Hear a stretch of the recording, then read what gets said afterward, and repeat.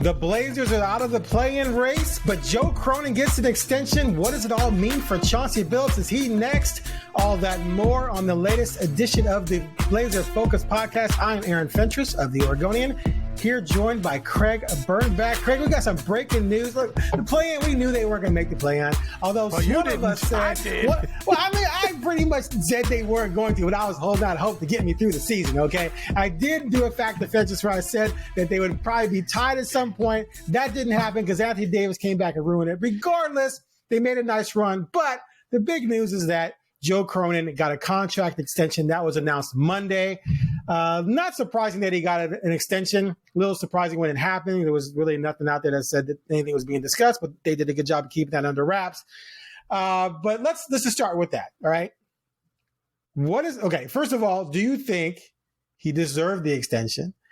And do you think that this means Chauncey Billups is next? Because I think the two are linked. And I think the two are linked because, as I talked about here, as I wrote about, when they were 13-28, Cronin went to Billups, said, we need to be better. We, not you better be better, I'm going to fire you, or not bring you back, but we need to be better. Chauncey got them to be better, which I think helped save, if not completely save, Joe Cronin's job. And then I think in return, that's going to mean that it saves Chauncey Billups' job with the Blazers. What do you think?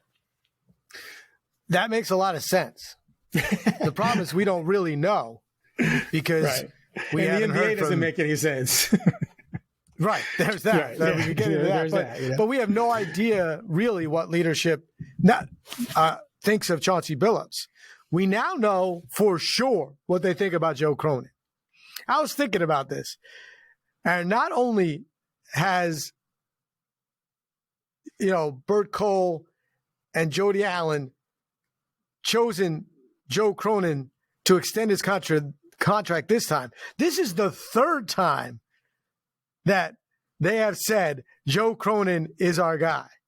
1, when they hired him as the interim GM. 2, when they made him the permanent GM. And 3, when they give him a multi-year extension. Right. When we don't even know how long his other contract really was, in that sense, right? So to me, this is a clear message that it doesn't matter what you think or what I think about Joe Cronin anyway. No, but that they have made the decision that Joe Cronin has done what they wanted, and they think he's done a really good job. Now, I think there's a debate that he has done a poor job in some ways, and there's a debate he's done a good job in some ways. It's not a perfect record by any means. The Denny trade, fantastic. Jeremy Grant signing, awful. So the Dame trade, not great. But Toumani Camara, fantastic. The draft picks, it's still open. Have they cleared out room to make moves and have assets? Yes. Have they gone from a very unathletic, small team to a huge team? I think they're the average-wise, they're the tallest in the NBA. Do they have those big guys that you've been talking about forever? Yeah, they do. Are any of them stars? I don't know. but you can't. He's also, one thing about Joe Cronin, he is a great guy. He's extremely likable. He's extremely smart. So I don't have any problem with this. I have a problem with the fact that we still don't really hear from the ownership on what the plan is and what the overall goal is and where they are in that plan, because it comes from Joe Cronin and a quote in a press release that doesn't make sense. I do think it's interesting that he names Jody and Bert. Joe Cronin did in the press release that he names both of them. But I don't know why Chauncey Billups wouldn't be next. Unless Chauncey Billups doesn't want to be next. Yes, we'll definitely get into that. All right, so here's my feelings on all this. First of all, I cannot stand firing people for the sake of firing. I believe sports is out of control in a lot of different ways. Some of it's just because someone's got to be punished because we lost, so we got fired. So I don't think Cronin has done anything to not warrant an extension. I think if you make the decision to go with Cronin and the plan is to initially build around Dame, but you're going to clear some things out, which you did, then the Dame thing fell through, but you were cool with that. Like Jody and Bert were there. Like, Scoot, right? They knew what was going to happen. Now they're a little upset maybe the way Dame handled things, whatever, but Dame was 100% in the right in wanting to leave. That's for sure. But they went along with the process that led to Dame leaving. So they can't blame Joe for that. And at the end of the day, there's an upward trajectory. They've gotten better, and he's made enough. I forgot that part. That's a good point. They asked him to get better. Whether we agree they should have, that's a different debate. Well, but they asked him. Yeah, right. They got better. Right, much better this year. Right, exactly.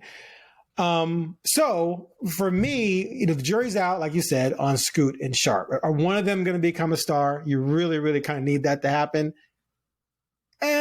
I don't see it with Scoot. I think Scoot's going to be good, not a star. I think Shaedon still has potential. We'll see. Denny clearly is very good. Is he going to be a star? I'm not buying that yet, but he's definitely good. I think he is a star. He's not a star, dude. Come on. Kamara is a defensive star. Definitely, if he's your fourth or fifth best guy, you're in a great shape because he's a good 3-and-D guy. So there's some nice things going on there. So, yeah, I'm 100% down with extending him. But to me, nothing is getting better or moving forward or happening without Chauncey. And there was an item in the press release talking about improving the culture, establish a culture. That's Chauncey Billups. Chauncey Billups comes from a place of winning cultures, right? In Denver, in Detroit, with Hall of Fame coaches. Joe Cronin has pretty much only worked for the Blazers. He's never built a culture. He's never developed a culture. Right? So the best thing he did was keep Chauncey and let Chauncey establish the culture. And part of that was holding people accountable. Part of that was dealing with Aiden, what he needed to be dealt with benching Shaedon, with doing the certain things he did to say, we're going to play like this. And if you're not down with it, then you're going to be, quote unquote, not quote, but punished in a way. All right. So they go hand in hand. So I'm cool with Joe getting the extension, but Chauncey has to be next. On that front, there's movement going on in that area. Okay. As I've been told there's some discussions that are already taking place, and we could know something maybe by Sunday, which is the last game of the season against the Lakers. And there's exit interviews after that. And Joe's going to talk. My thing is this. Get it done now. Just get it done so we can all be done with this and move forward. Don't try and let this lag on after the fact, because I do believe, as I've said on this show before, there's people out there and teams that like Chauncey, that recognize, unlike part of the fan base, that he's been dealt a horrific hand in Portland in terms of trying to win. And that what he did this year was nothing short of a minor miracle until how they turned things around and not almost, but got back into the play-in race. And they played like meaningful games. Exactly, late in the season after being 13-28, when he was basically said, okay, well, if we have to do better, I'm going to do some things 100% my way because I'm coaching for my career. If you guys haven't shown, you haven't shown faith in me yet to give me extension. I'm coaching for my career, my future. And he ruined the franchise's realistic chances of getting Cooper Flagg. And so if you let him do that and you don't bring him back, I'm going to blast you forever, especially if Cooper Flagg or anyone in the top four becomes a superstar. You're going to have to wear that for a decade if you allow this guy to ruin that chance of getting a top pick. Also, let's not forget, Joe Cronin said himself at the end of last season, we need more talent. We're not talented enough. That meant, and then they didn't make one move in the offseason to acquire talent other than Denny, which is not what he was talking about. He was talking about the draft. So you can't let a guy ruin your chance to get a high pick and then just not bring him back. It makes no sense whatsoever. But Chauncey does have interest because the rest of the league recognizes the shit show he was given. And so the fact that he's made something out of it resonates. The Suns were interested in him last year. Why wouldn't they be interested in him again this year if they fire their coach? Who knows? Coaches are being fired left and right. He's from Denver. Could Denver be interested? I don't know. They just fired their coach and GM. Who knows what could come his way? My feeling on this is that Chauncey wants to come back and finish what he started. But if they don't bring him back, I don't think he's going to cry. I don't think he's going to shed one tear. I think he can go do TV if he wants to for a couple of years until another job opens and then take that job. At the same time, if he would have turned down whatever the Blazers offered, I think they could be fine letting him go, hiring someone else, and moving forward as well. I don't think it's a situation where either side is going to be heartbroken, but I do believe that they owe him a legitimate offer because he, as far as I'm concerned, until I hear differently from Jody or Bert, saved Joe's job. So do the right thing. Give that man a raise. He's making about $4.5 million. Give him 6.5, whatever, and let's move forward and let him continue the rebuild that they started together. They started this together. They're in this together. So let them complete it together. So one thing, Neil O'Shea did hire him, not Cronin. So there's that. There's that. I agree.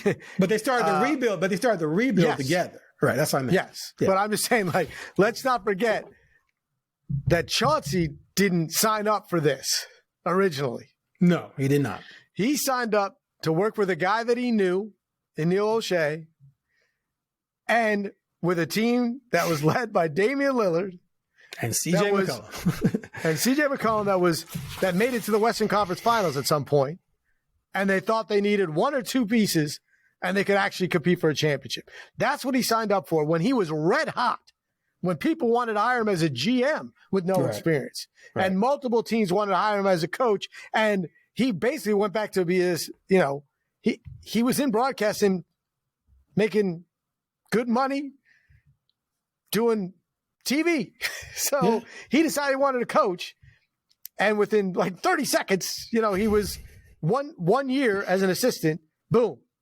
So let's not forget that that's where his mindset still is. He's not thinking I'm a coach with one of the worst records in NBA history. I'm the guy who won a championship. And when you say he's from Denver, he's like a god in Denver. Right. He's from Denver, then went to Denver, college in Denver. He went to Colorado, not in Denver, but in Colorado. Probably, I don't know. I'm going to say this. Is he the best player that ever played in Colorado? He might be. He might be. And that's not bad. He's a Hall of Famer. So it's not like I'm saying, some schmo is the best player. So, and they just fired their coach and they got home court advantage and they won a title 2 years ago. So it is madness out there. So and also if they were going to fire Chauncey Billups, if they weren't going to bring him back with an extension, then why not do it when they were 13 and 28? You know what I mean? Like, why not? Why not fire him then? Then, if you didn't fire him then, why would you fire him now? Other than save a few $1 million? Like, you're going to sell the team for billions. So that's crazy. If that's how people say, they got a cheap GM. I'm like, if this ownership group or whatever trust is caring about millions, not billions, that's crazy. Like, that can't be the thing when you just paid Jeremy Grant, what you paid him, that you're worried about saving $1 million a year for an experienced GM. That to me is a crazy world. And it's also crazy go ahead. That's what I add to the GM thing.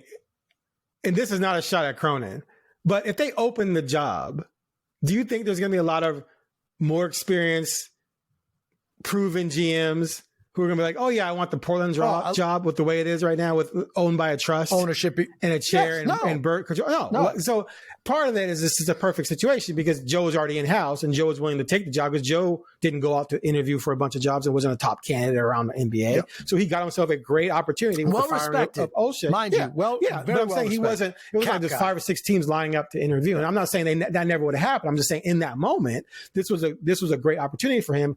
And these guys stuck with him. And I just don't know if they could go out and get a marquee or even a marquee coach. Again, why would you come to Portland if you have choices? If you're great, you have choices. Why are you picking Portland unless the money is just stupid because it's owned by a trust and you know that Bert and Jody are behind the scenes pulling the strings, and you're not sure what their agenda is. So go ahead.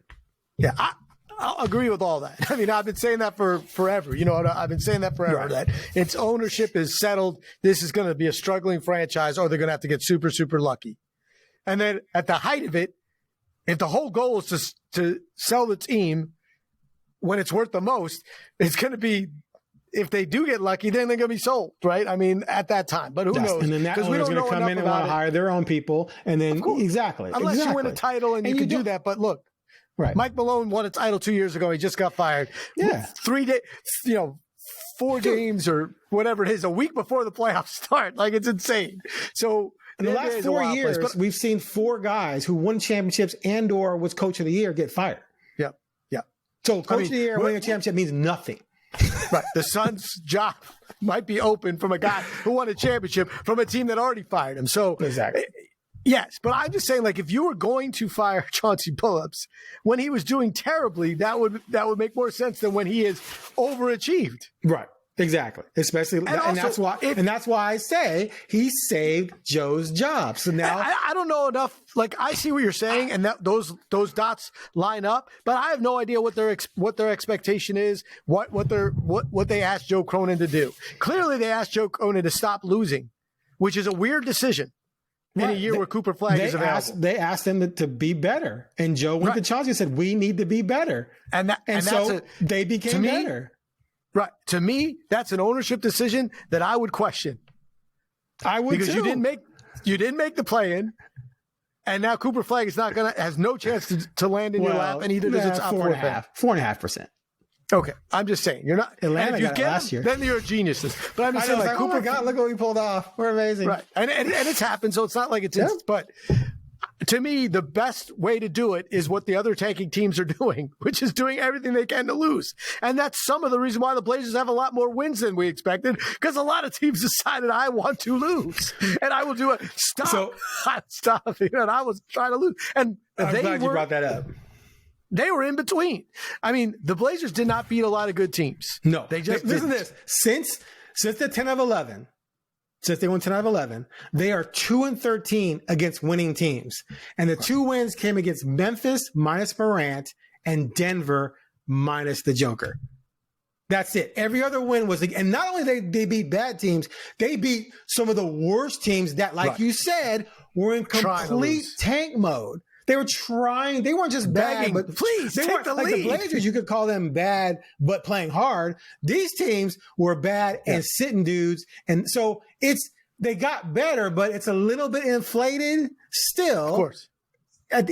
So you and I talked to Bill Orm about this as well. It's mind-boggling to me that whatever decision was made by whom, and I think it was Burton and Jody, saying do better, that they blew their chance at adding what could be a marquee talent in this draft. I think that was foolish. Insane. I think unless they get lucky and jump into the top 4, which they have a 20% chance to do so, I believe, and 20% doesn't sound that bad, really, then I think that, it's going to hurt. It didn't make any sense to sell some tickets and get people to watch. Like, did the plan change? Then why didn't you make moves, right? Why didn't you go trade some of these assets? Why didn't you dump things and clear the way? But also, that's the other thing. Like, we don't know. Like, right now, all the players that are playing and everyone's so excited about, they're playing because Ayton's not playing. They're playing because Grant's not playing.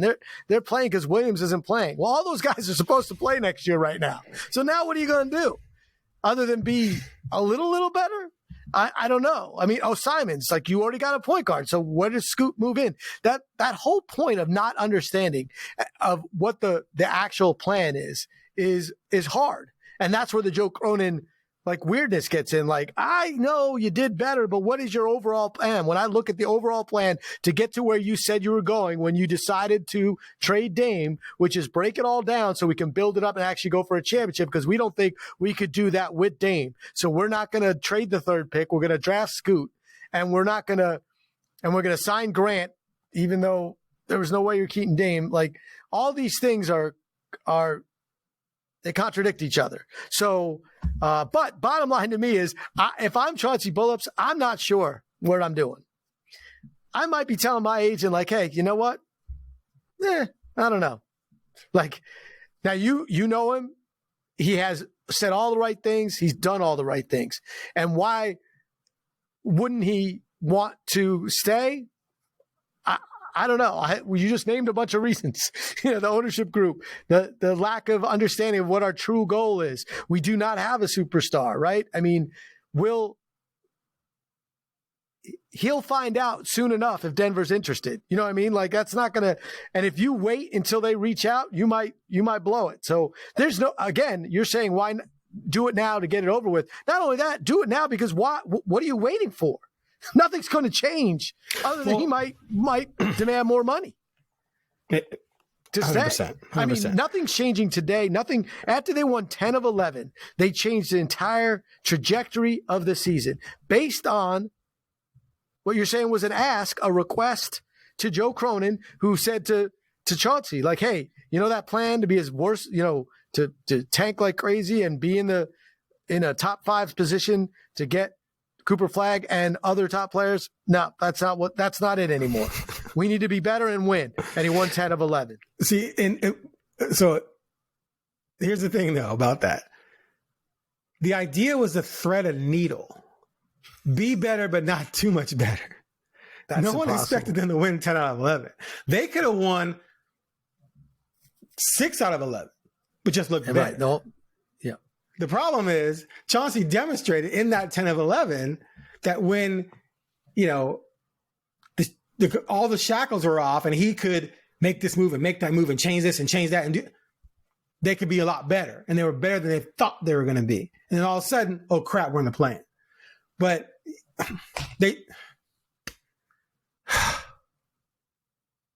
so it's funny. Yeah, Bill and I talked about this just an hour ago. So, okay, let's go to the next. Let's say they come into next year with the exact same roster and maybe make a couple tweaks. The inclination is the thing. Oh, well, we were 13-28, the first 41, and now we're 22 and whatever, 20. I don't know what they are. In the second half, you put that in the next year. Next year, we could win 45 games. The problem is San Antonio's behind you. Yeah. Assuming Wemby's fine, who would you rather be, San Antonio or the Blazers? Okay, if they get Cooper Flagg, and their odds are good, not better. The Pelicans had the worst injury situation I think I've ever seen. That was crazy. Every player. That was crazy.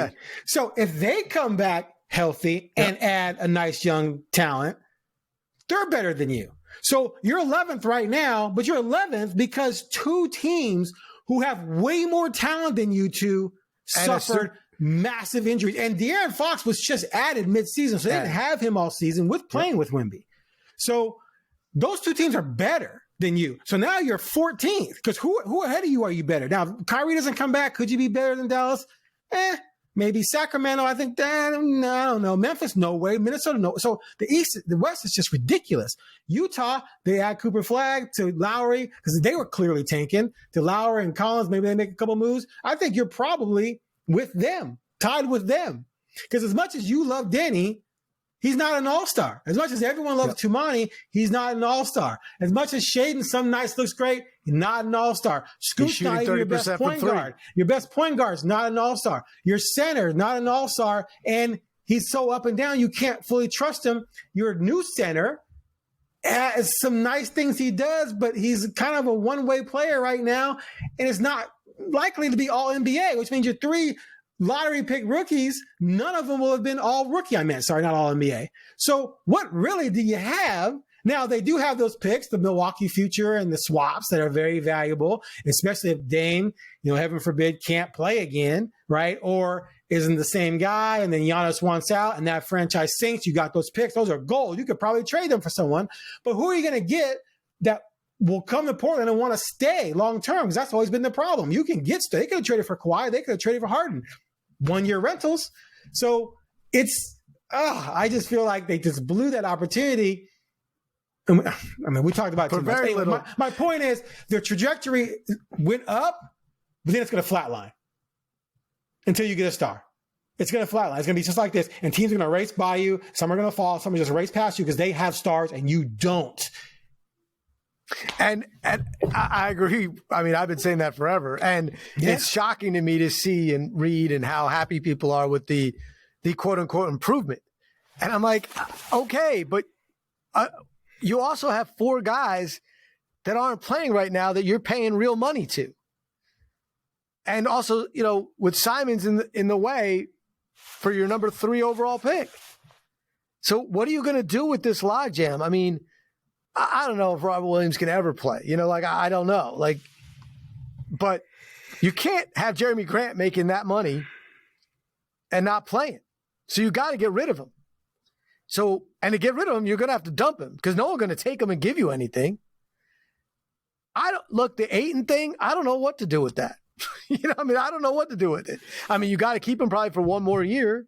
So Clinton's not going to play. He only has 1 year left on his deal. So if you keep him. That's what I'm saying. I mean, or if you but if you trade him, again, you're not going to get assets for that. So what's the point of trading him? So I just don't know where this stuff moves, in what direction. And while I think players have got better, I think Denny has chewed up really bad teams. He's just chewed them up. He turns the ball over to him. And guys have been out, which allows him more shots, more opportunities to pad his stats. Of course. Right. Give the ball to him. Because you're certainly not going to give it to Ayton because he's not there. You're certainly not going to give it to Grant because he's not there. So you're not going to give it to Tumani if he's not at the 3-point land or going to dunk. And also, he's running the point a lot of the time, which is not ideal for the fact that you have Scoot.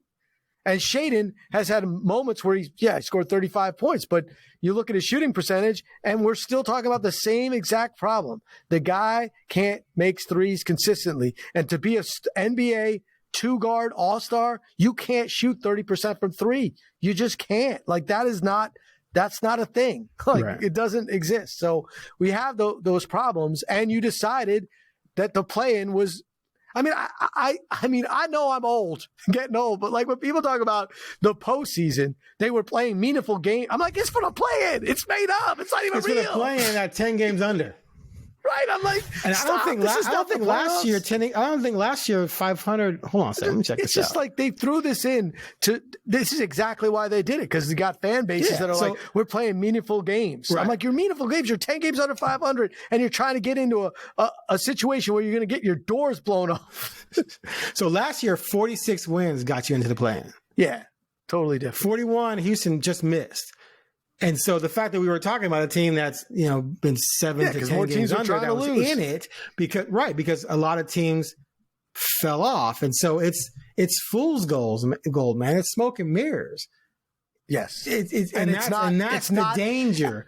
That's the danger here. And you're talking about, it's just so weird to me because there are a lot of reasons not to like Neil O'Shea. I'm not going to sit here and say he was a likable character. We both covered him for a decade. It was not ice cream and rainbow. I only covered him a little bit, but you covered him. I was just around adjacent. Here so it wasn't all, ice cream and rainbows. Right. But he got to the playoffs every single year. You know what I mean? And they went to the Western Conference Finals, and the games were exciting. And that wasn't enough. Which I get. We want to be an actual contender for a championship. Now, you're not even a contender for the 8-9 game. You know what I mean? For something that was invented to try and keep teams more involved, right? It's not even the play-in's not even a real thing. They could be a little better. So even if they went 41-41 next year with this roster, it might not get them in. But even if it does, so what? So what? Yeah. You're not even as good as you were when you decided to crack this thing open. No. And go the other way. So they need things to happen. But again, today, I will say, if you're a Blazer fan, to me, this is good news. Because at least you know Joe Cronin's my guy. Because he has to be my guy. Because he's Jody and Bert's guy. Because they've chosen him 3 times to lead this team. And it's going to be his vision. And I don't think it's a terrible guy to have, creating the vision. And because he's very smart. He knows the cap. And like you said, he's done okay. Great? No, but it's all right. It's better than firing him and gosh knows who you get, right? Who doesn't know. So I'm cool with that. And if you're a Blazer fan, like, okay, at least I now can stop this debate that whether or not Cronin's going to be the guy or not, because they didn't just do this without thinking that they're keeping him for a while. You don't sign him to an extension. You didn't have to. You didn't have to hire him as the permanent when you named him the interim. The interim, it was the smartest thing to do. But there's plenty of interims. I covered Caleb Canales when he was the interim head coach of the Blazers. He was not going to be the permanent head coach. Like, there's no doubt. You can do that and then get a permanent. They didn't. They chose him. They chose him as a permanent. Now they've extended him. He's your guy. So at least if you're a Blazer fan, you understand that it's wasted energy if I'm not loving it. As far as, saying Joe Cronin deserves, should be fired. He's done all this bad. It's over. He's your guy. And now you decide what you want to do with the coach. And I think we're both in agreement. If you didn't fire Chauncey Billups when they were 13-28, why would you fire him? Why would you not extend him now?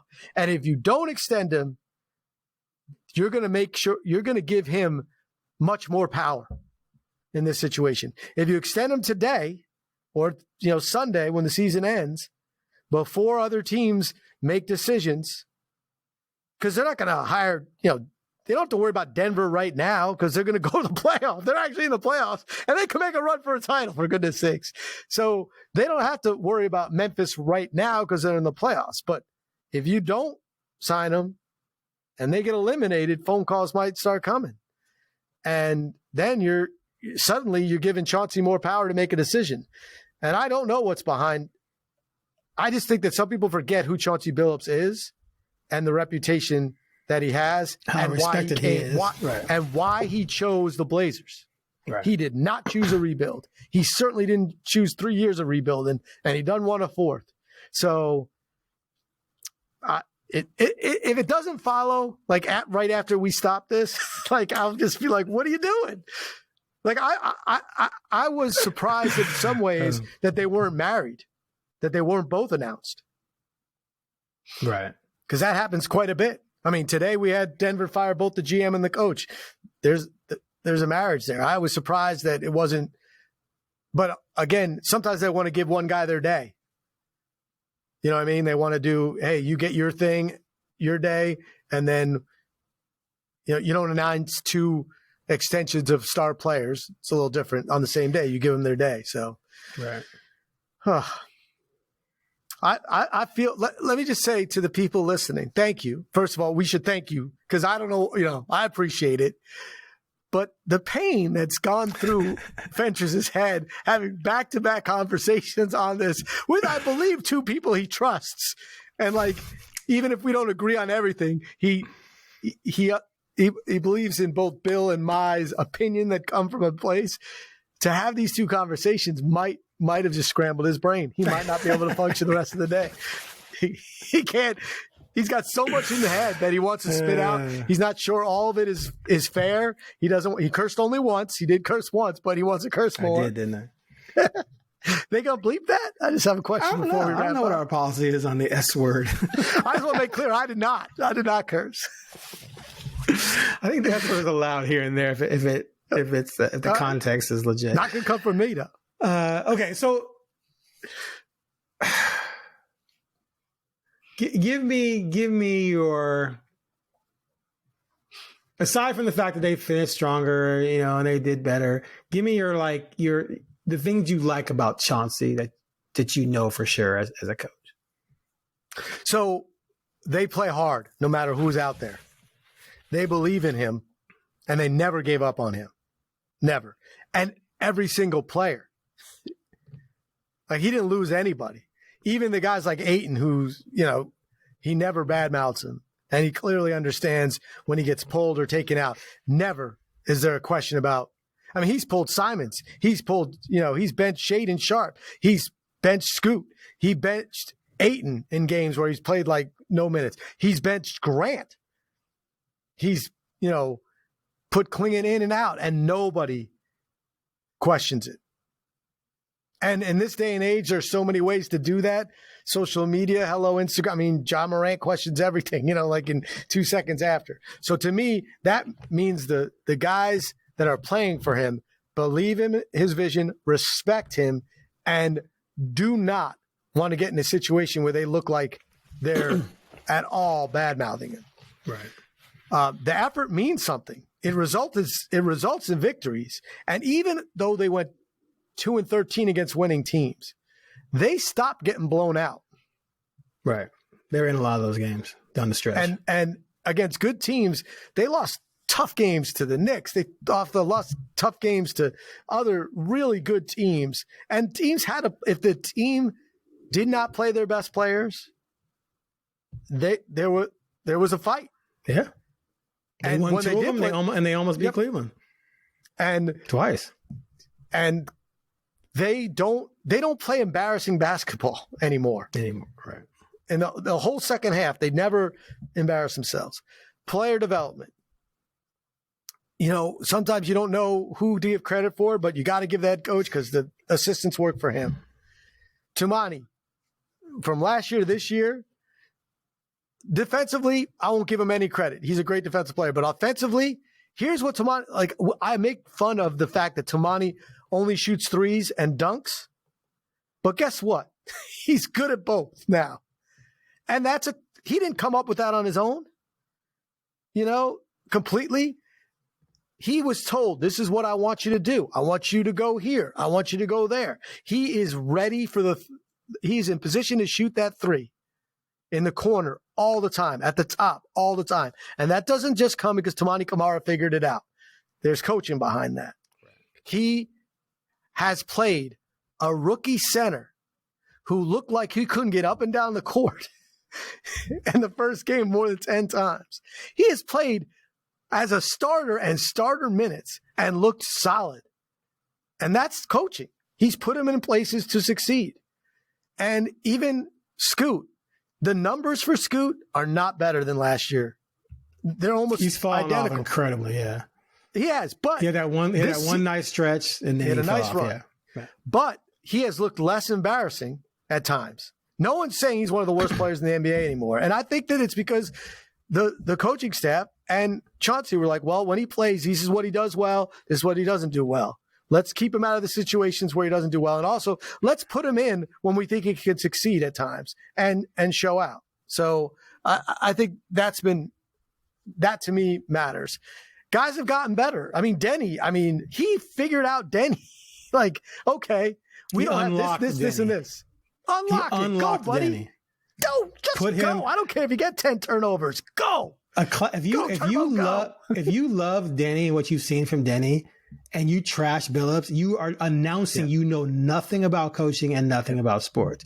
He saw Denny's potential and his ability to do certain things that he wasn't really allowed to do in Washington. And he went to Denny and said, we want more of this. And Denny was, okay. And he went out and he struggled, right? Yes. We saw him struggle. He struggled. Dude was missing layups left and right, or turn it over left and right, or just making bad decisions. It was because he'd never been put in that position before to be that guy, to be basically old school, right? Magic Johnson was a 6'9" guy who grabs a rebound and goes the length of the floor. Yep. Magic Johnson. Denny was a role player on one of the worst teams in the league last year, and your coach is telling you, we want you to do that. Well, he's got to learn to do that. You can't just magically do it like on a video game. You have to learn how to do it because you're doing things you haven't done before. And your reaction is going to be off. Your timing is going to be off. Your vision is going to be off. You have to go through it over and over and over. You're going to get better and better and better. And Chauncey empowered him to do that. Now, he did take him out of the starting lineup because he was really struggling, but he didn't give up on him. He's still, I want you to be that guy. And then he kept getting better and better and better. And all of a sudden, boom, he blows up. That's 100% player development, the coach recognizing your ability and getting the most out of you. And so that's what we've seen. The problem is a lot of people have these inflated views of players because they love them. They think they're going to be great. So in their mind, they're going to be great. Therefore, why aren't they great yet? It must be the coach's fault. The reality is, no matter how good you think they're going to be, they start down here and they have to build up to something. And we've seen all or most of these guys, at least, build up to something under this coach, especially when they're what? When they're healthy. Last year, they were all injured. So it's kind of hard to develop guys when you're second in the league and lost games. This year, they were pretty healthy for most of the season, and we saw the growth. So I agree with you said everything I would have said. And to me, that's why you cannot just scrap all that and assume some other person is going to come in here and do the same thing or better. You stick with the plan. You stick with the momentum of what you have going and continue that down the line, not just cut it off at its knees and start over with someone else.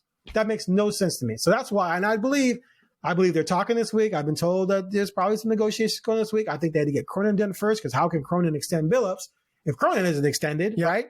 So I believe it's coming. Like, I think it's coming. And if it doesn't come, it's going to be because of something minutia-wise, minor-wise. It might be money. It might be something, or it might be a situation where Chauncey feels like, you know what?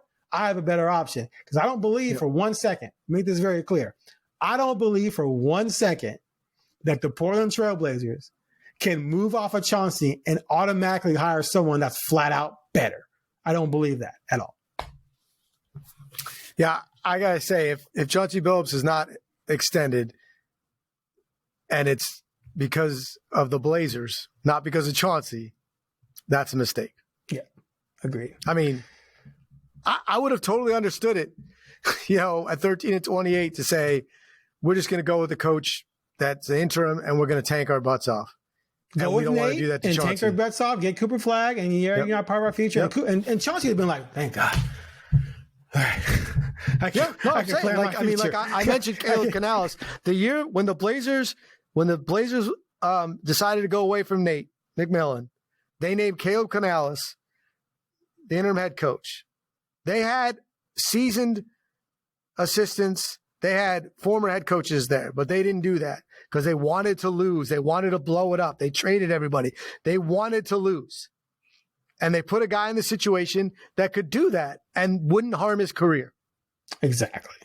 And that players liked, so they wouldn't get mad at him, and that he wouldn't really say anything to the media because it worked. I mean, that makes sense, but they didn't. They said win. He did. Now you did. So, you're the consequences. The thing about Chauncey is he's going to have to live with those consequences too.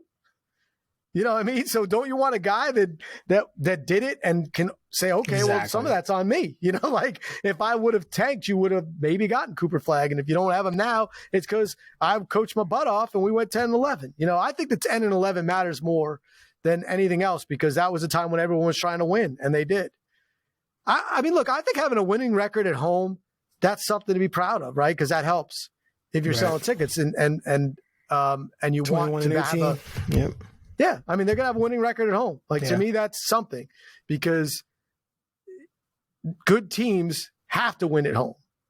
And learning to win at home and making that matter is a significant learning experience for the younger players. We must protect this house. Right. But, I mean, we all know in the NBA that it's hard to win on the road. It's not like baseball. If you throw your best pitcher, your odds are pretty good in any park. It's not. I mean, it affects the refs. It affects the players. So, yeah, I mean, I'm going to be shocked if Chauncey's not lined up right behind this, then I think we'll have a different podcast.